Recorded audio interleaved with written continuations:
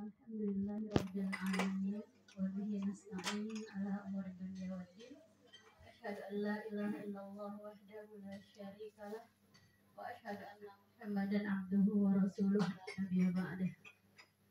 Yang saya hormati Ibu dan Bapak ahli bait yang berbahagia. Selanjutnya Bapak-bapak, Ibu-ibu yang hadir pada hari ini, salam duyufur rahman, orang-orang yang terpilih insyaallah taala, yang dipilih oleh Allah Subhanahu wa taala datang ke Baitullahnya, ya dirindukan oleh Allah Subhanahu wa taala. Semoga kehadiran kita di sini dihitung oleh Allah Subhanahu wa taala sebagai bagian daripada silaturahmi yang memang dianjurkan dalam syariat kita. Selanjutnya tentu murojaah, mungkin bagi yang sudah sering membaca, mendengar, menyimak tausiah tentang manasik ya, atau bahasa lainnya murojaah ya, mengulang-ulang haji. Tapi insyaallah taala ya, apalagi kita pernah sekolah, sedikit banyaknya kita udah belajar. Dan sebelumnya tentunya udah banyak kita dengarkan dari para ustaz-ustaz kita. Alhamdulillah, sekali lagi syukur kita kepada Allah Subhanahu wa taala, syukur yang sesungguhnya. Dan justru ketika kita punya niat yang kuat untuk umroh, ini merupakan bentuk syukur yang sesungguhnya dari nikmat yang selama ini telah kita nikmati. Jadi nikmat yang selama ini ada sama kita, betul-betul kita gunakan sesuai dengan apa yang Allah perintahkan.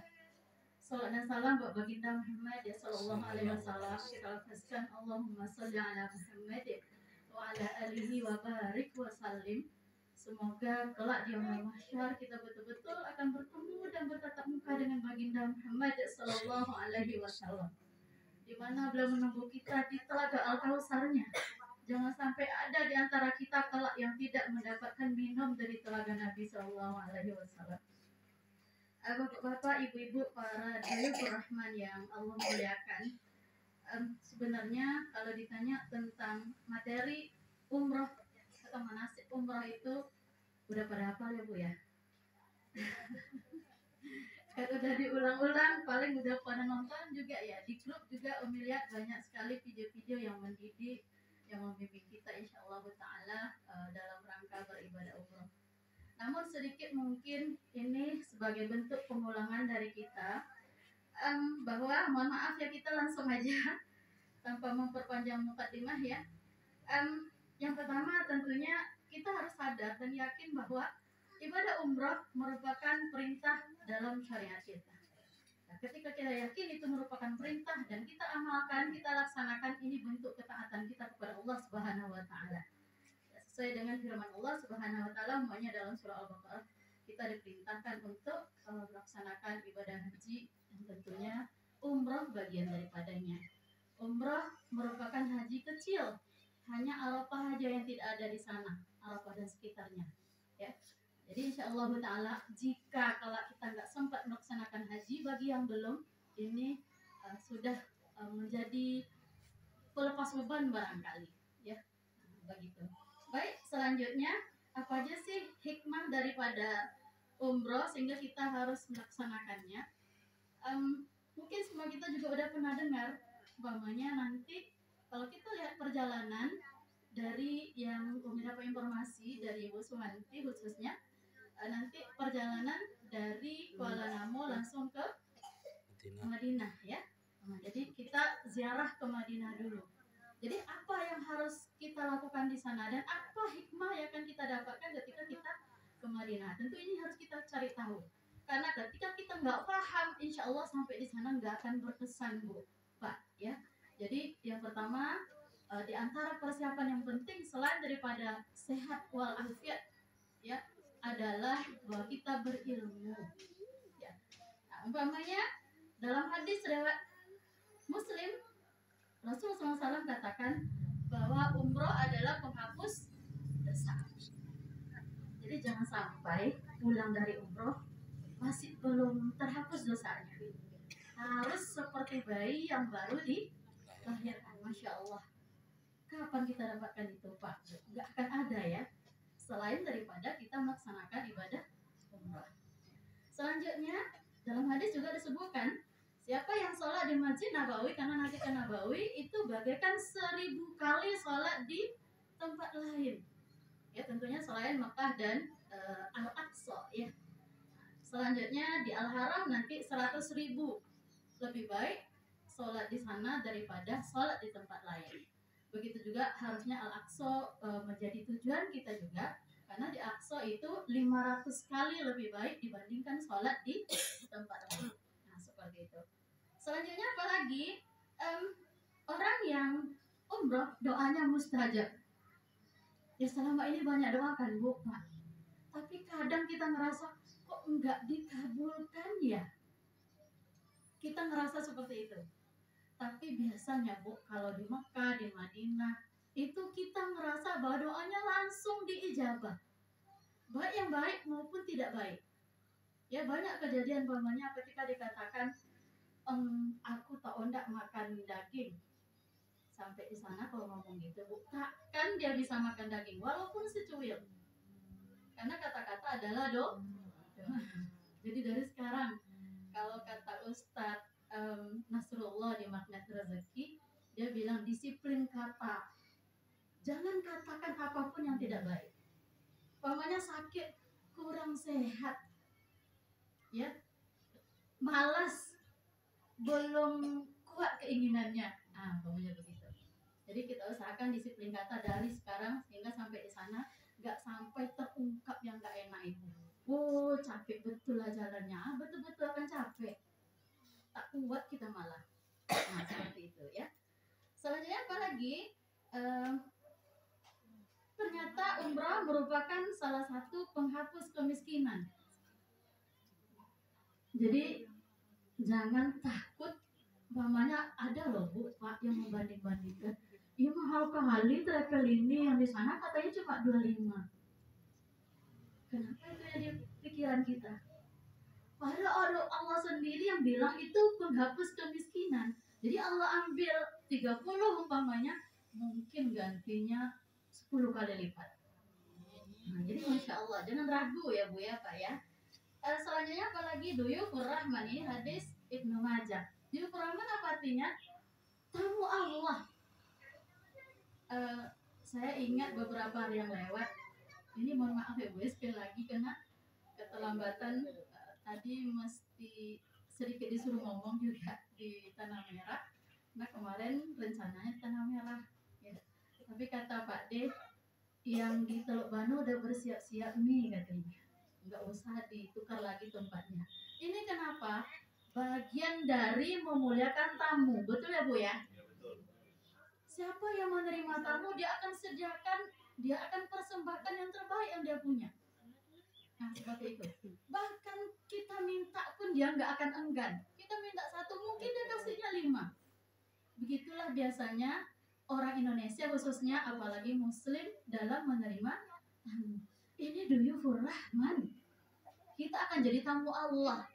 Jadi apapun nanti yang Allah sajikan jangan sampai tak dicicipi atau tidak dinikmati. Ya, apapun yang Allah sajikan di sana nikmati. Apapun itu. Karena apapun yang Allah berikan pasti yang terbaik. Baik rasanya nggak enak, apalagi enak. Pemanya hotelnya jauh, Masya Allah. Setiap langkah ke masjid, pengurang dosa, penghapus dosa, penambah pahala atau meningkatkan derajat. Jadi nggak ada yang nggak enak, ya. Andaikan rasanya nggak enak, yakinlah ini yang terbaik kata Allah. Baik, selanjutnya sekali lagi ingat ya bahwa Bapak Ibu adalah Duyufur Rahman. Nanti ada diantaranya ketika di Madinah akan sholat di Masjid Quba. Dari Sirah Nabawiyah kita tahu bahwa Quba adalah masjid pertama yang didirikan oleh Rasulullah SAW ketika sampai ke Madinah. Ya, siapa yang sholat di Masjid Quba itu bagaikan 1 kali umroh. Nah, jadi Masya Allah pahalanya. Nanti manfaatkan sebaiknya dan hindari kerumunan. Ini pengalaman mungkin ya. Karena biasanya orang datang ketika nampak di situ orang sholat, dia berusaha sholat di situ gitu. Atau nanti ketika wudhunya batal mencari kamar mandi, nampak orang ramai, di situlah dia. Harusnya bagaimana? Ketika nampak ramai cari solusi lain, karena sebenarnya banyak di situ Bu kamar mandi. Tapi yang di awal, yang di depan tentu ramai orang baru datang karena nggak mau nyari, sehingga di situ sekian lama. Banyak itu loh Bu, ya. Sebenarnya di Kuba itu banyak kamar mandinya banyak. Andaikan nanti uduknya batal, ya. Nah, untuk kamar mandi seperti itu. Karena kebetulan dulu Umi merasakan. Karena dorong mama ini ya keterbatasan jadinya kan kita nggak bisa laju. Jadi oleh petugas dibawa tidak di tempat yang orang ramai itu. Ayo Bu, di sana masih banyak. Nah, seperti itu. Tapi orang-orang karena nampaknya di situ udah di situ aja, jangan numpuk gitu. Ya, nah, jadi usahakan mengurai kepadatan gitu ya, sehingga kita nggak merasa susah. Baik, selanjutnya mungkin Umi ingin berbicara tentang Madinah dan sekitarnya ya. Karena kalau tadi ini di antara hikmah kita umroh berdasarkan hadis ya. Selanjutnya sebelum ngambil mikat, sebelum umrohnya sendiri, dari sini nanti kalau Namo lanjut berhentinya tentunya atau pesawatnya itu di King Abdul Aziz Madinah ya. Sampai di sana tentunya yang harus kita lakukan adalah bersyukur. Kalau bisa sujud syukur Pak Bu ya, kalau bisa. Tapi nggak usah nanya di mana kiblatnya, diusir sama polisi. Langsung aja ketika turun, jangan juga di tangga ya. Yang mamanya tangga di sini ya, ke sinilah kita. Nanti salah kiblatnya nggak apa-apa. Allah Maha tahu. Daripada kita nyari orang tuh mana ya kiblat gitu. Nah, diusir nanti. Nggak boleh gitu ya. Kenapa harus sujud syukur? Masya Allah. Kita sampai di tanah yang di dalamnya ada Nabi. Itu harus diingat ya Pak, ya Bu. Dulu mendiang Pak Soekarno atau Bung Karno, itu katanya ketika akan ke Raudhah nggak jalan dia. Besok dia merangkak. Saking memuliakan Nabi. Padahal kita tahu kan banyak hal negatif dari beliau. Jarang juga orang yang menceritakan tentang ini. Salut buat Bung Karno. Saking dia menghormati Nabi, dia nggak jalan. Kalau sekarang pada umumnya orang lari karena rebutan. Ya, nah, jadi masya Allah, ketika sampai seperti itu, nanti dari bandara menuju ke hotel, ya, menuju ke hotel, sampai di hotel istirahat. Setelah itu menuju ke Masjid Nabawi. Apa yang dikerjakan di Masjid Nabawi? Ya sholat fardu yang pertama. Setelah itu amalkanlah, lakukanlah amalan-amalan sunnah yang telah biasa kita lakukan dan jelas contohnya dari Nabi. Umpamanya ketika sampai siang, mungkin setelah istirahat menjelang maghrib baru ke masjid, laksanakanlah amalan-amalan yang dilakukan Nabi. Umpamanya sore apa Bu? Sebelum maghrib baca Al-Ma'surat. Seperti yang kita baca di sini ya begitu juga lah amalan kita. Ya, kalau memang belum punya silakan pesan gitu ya. Sebenarnya nanti Ibu mungkin akan bagi-bagikan kalau belum atau jangan-jangan udah ya. Saya nggak sempat nanyakan. Jadi itu jangan ditinggalkan karena Rasulullah aja baca gitu. Ya, masuk ke masjid doa, masuk masjid sama dengan masjid-masjid yang lain. Tentunya ketika baru aja sampai, ketika lihat kubah warna hijau, banyakin sholawat. Di bawah kubah hijau itulah makam Rasulullah. Ya, sekarang kita umpamanya ketika sholat belum bergetar Bu. Andaikan sholat kita belum bergetar, sampai di sana harus bergetar. Andaikan tak bergetar, jangan-jangan cinta kita belum pada Rasulullah. Ya, ingat tadi ketika kita masuk ke Nabawi, yakinlah Bu, setiap langkah yang kita langkahkan, dulu Nabi pernah melangkah di situ. Itu bumi yang dulu juga dilewati oleh Rasulullah. Jadi masya Allah ya Nabawi ya. Seperti tadi sebutkan, amalkanlah amalan-amalan yang kita laksanakan selama ini. Di samping sholat fardu tentunya sholat sunnah. Di dalam biasanya banyak kajian-kajian, silakan ikuti. Cari yang memang berbahasa Indonesia. Karena katanya sekarang udah normal, tapi Umi lupa juga nanya apakah betul normal seperti biasa. Karena kalau normal seperti biasa itu ada ada seh-seh untuk yang laki-laki dan ada para ummahat, umi-umi yang ceramah di dalam Masjid Nabawi. Sesuai dengan negaranya, ada bahasa Urdu, ada bahasa Arab, ada bahasa Indonesia gitu. Nah, kalau dulu yang bahasa Indonesia itu di pintu 25. Dan untuk ke Raudhah disitulah posisi kita ibu-ibu. Oh, Bapak Umi kurang itu ya, kurang paham. Nanti tentunya akan dijelaskan oleh Ustadz. Andaikan Ustadznya nggak menjelaskan, tanyain. Ya, ada masih namanya sama itu Bu. Nanti tentang Raudhah sepertinya kalau jamaah yang sekarang di sana itu masih terbatas. Nggak bisa kita kapan mau masuk ke Raudhah. Ya, tapi harus sesuai dengan jadwal yang telah ditentukan. Katanya cuma sekali jatahnya. Tapi mintalah ke Allah, semoga Allah mudahkan bisa lebih sering, kalau bisa setiap hari. Ya, di Raudhah ngapain aja? Banyakin doa. Kalau bisa sholat sunnah mutlak di sana. Ya, sholat sunnah, sholawat. Yang pertama tentu ketika sampai ke kuburan Nabi kita ucapkan sholawat kepada Nabi. Terus sahabatnya, siapa di sampingnya ya? Sahabat Nabi yang di sebelah Nabi, Abu Bakar. Setelahnya ada Utsman atau Umar ya. Umar setelahnya. Nanti urutannya seperti itu. Jadi kita ucapkan sholawat jangan hanya untuk Nabi. Ingat di situ juga ada Abu Bakar. Ya di situ persisnya dulu rumahnya Aisyah radhiyallahu anha. Karena para nabi, para rasul itu dikuburkan di mana dia wafat. Ketika Nabi dikuburkan di situ, Aisyah masih tinggal di situ. Selanjutnya meninggal pula bapaknya, dikuburkan di samping Nabi, dia masih tinggal di situ. Akhirnya setelah wafatnya Umar dikuburkan di sebelah ayahnya, dia pindah. Kenapa? Umar bukan mahramnya. Nah, jadi dia malu. Nah, seperti itu dulu sejarahnya diantaranya. Ya mungkin kalau di Nabawi itu aja Bu ya, nggak ada selain daripada itu keutamaan nggak ada. Yang banyak nanti akan ditemukan orang gosok-gosok dinding, gosok-gosok tiang, katanya mau ambil berkahnya, nggak kita temukan dalilnya sedikit pun. Ya, nah, kalau memang ada dalilnya silakan amalkan ya. Nah, setelah itu nanti ada ziarah Madinah atau sekeliling Madinah. Ada beberapa tempat bersejarah yang akan didatangin. Umpamanya ada Masjid Abu Bakar. Masjid Abu Bakar itu dulunya dibuka, ya dibuka kita bisa masuk ke dalamnya, entah mau sholat sunat di situ juga boleh karena masjid tentu minimal ada tahiyatul masjid ya. Tapi sekarang nggak boleh karena ini kelemahan apa ya? Kalau dibilang kelemahan umat Islam ya benar, betul-betul penyebabnya itu. Biasanya orang Syiah masuk ke situ ketika masih dibuka bebas, masuk di situ dan mereka mengutuk-ngutuk, menghujat, menghina, mencaci Abu Bakar. Tentu ini tidak baik. Akhirnya ditutup, nggak boleh masuk. Tapi sekitar foto dari luar bisa. Ya. Nanti di sekelilingnya lagi, namanya ada tempat Rasulullah dulu melaksanakan rapat, mengambil keputusan. Nah, kalau di Mekah dulu namanya Darun Nadwah. Ya, ada juga di Madinah masih dipelihara, dilestarikan keasliannya.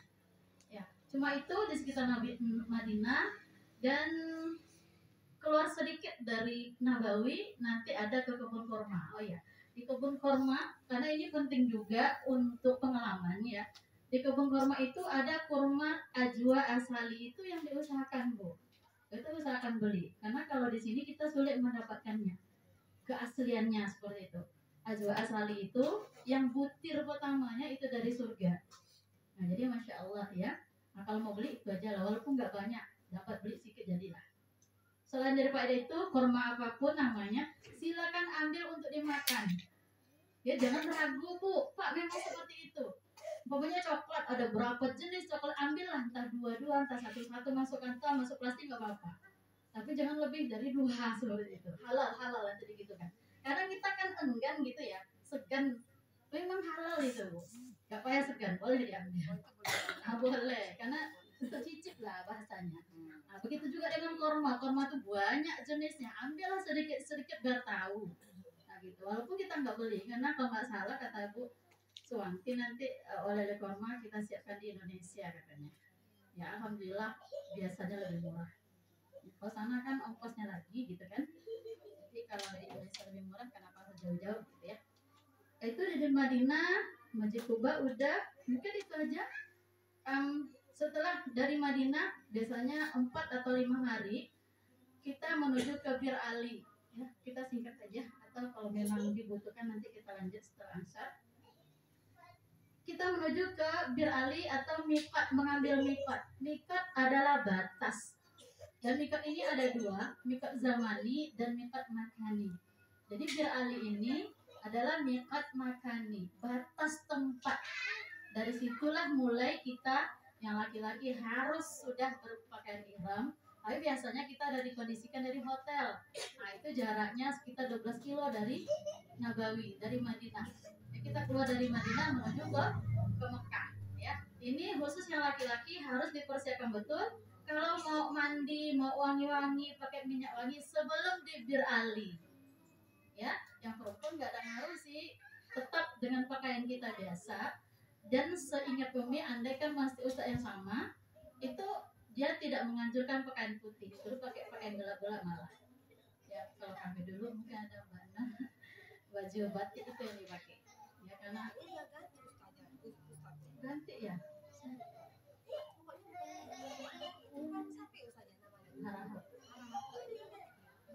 Semoga kualitasnya masih sama. Walaupun kan dia ya, karena alhamdulillah usaha Rahab itu sesuai betul dengan sunnah dan dia bahkan bawa buku hadisnya itu. Jadi nggak ada alasan kita menolaknya gitu. Bahkan kalau kemarin langsung dari wudhu dia praktekkan. Ya, nah, jadi kita puas gitu. Pokoknya wudhu. Siapa tadi yang wudhunya satu gayung ada nggak? Tadi yang wudhu sholat zuhur, wudhunya cukup satu gayung air ada?